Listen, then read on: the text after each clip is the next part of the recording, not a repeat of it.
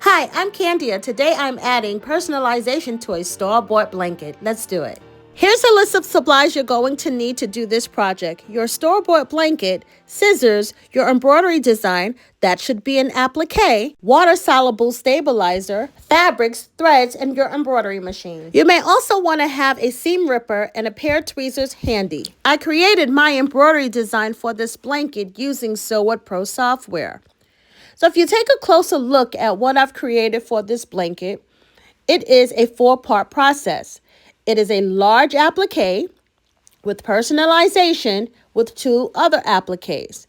And the whole point is to get this large applique onto the blanket with the least amount of embroidery stitches showing through on the reverse side. This is going to give it a neat professional appearance and the illusion of a custom-made blanket. So let's get this uploaded to the embroidery machine and get started.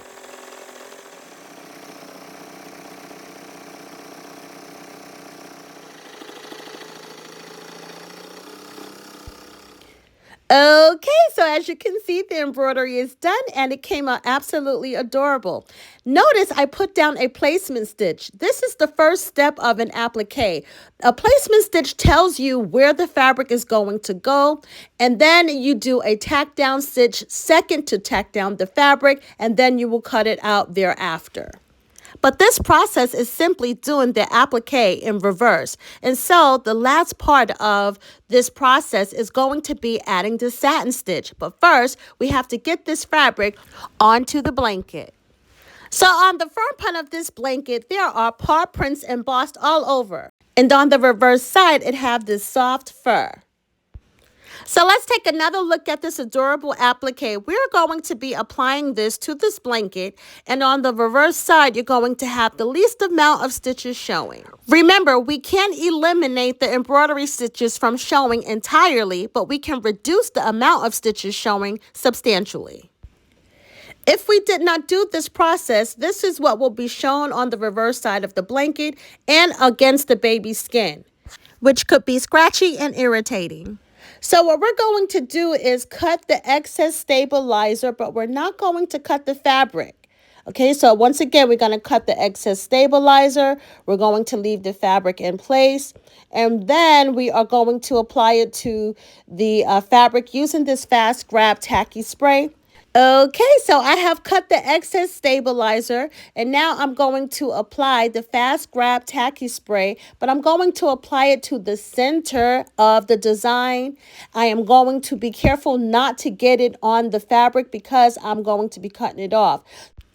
I also didn't cut the stabilizer as close as I could have to the placement line, and that's because, remember, I'm going to be putting satin stitches here, so I do want the embroidery thread to have something to grab onto. And after you apply the adhesive, you want to just smooth it down to make sure that it's really adhered to the blanket. I'm using water-soluble stabilizer to put on the embroidery hoop. I'm using 2 sheets, and then I'm going to tape it together because the width of the embroidery hoop is 7 by 12 and the stabilizer isn't wide enough. And then I'm going to lay the blanket onto the stabilizer. I'm not actually going to hoop the blanket. Okay, I got the stabilizer in the frame and the fabric onto the embroidery machine and did a placement stitch. Notice it did not align up with the original placement stitch. I'm going to use my seam ripper and tweezers to remove the gray stitches. And because this is flannel material, it will be like it never happened. I cut off the excess flannel fabric around the applique and moved on to the next step, which is a zigzag stitch before the satin fill stitches.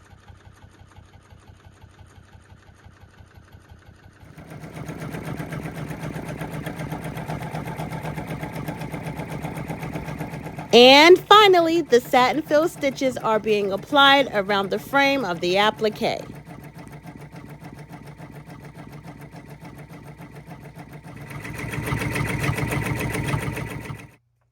Okay, so the embroidery is finished, and I've taken the embroidery hoop off of the embroidery machine. However, the blanket is still attached to the water-soluble stabilizer and attached to the hoop. I'm going to leave it in place while I remove these stitches with the seam ripper. That's going to give me better access to it without fighting the flexible and moving blanket.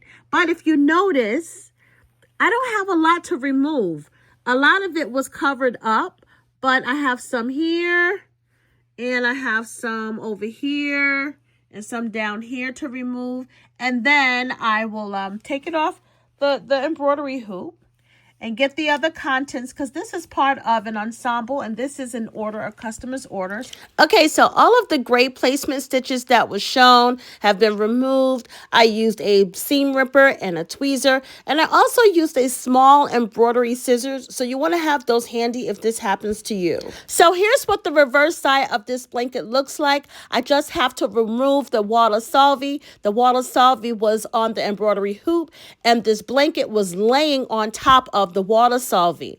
But as you can see, there's not a lot of embroidery stitches here. Now on the front side, there's a lot of embroidery. There's personalization. We have 4 appliques, but the satin stitch, the back of the satin stitch is what you see. And so it has a nice, neat, clean, professional appearance. And it really does give the impression that this was a custom-made blanket when it really wasn't. This is just pre-made, but it doesn't have all that embroidery that's going to be rubbing up against the baby's skin. It's hidden. Now let's talk about why you would want to do this process. Time. Your customer may not have the time to wait for you to make a blanket, and you may not have the time available to make your customer a blanket. This process is going to be a win-win situation for the both of you. And that's all I have for you today. If you like this video, give it a thumbs up and subscribe to my channel if you have not already done so. And share this video with your friends and join us in the group Embroidery Boss on Facebook. And until then, I'll see you next time. Bye.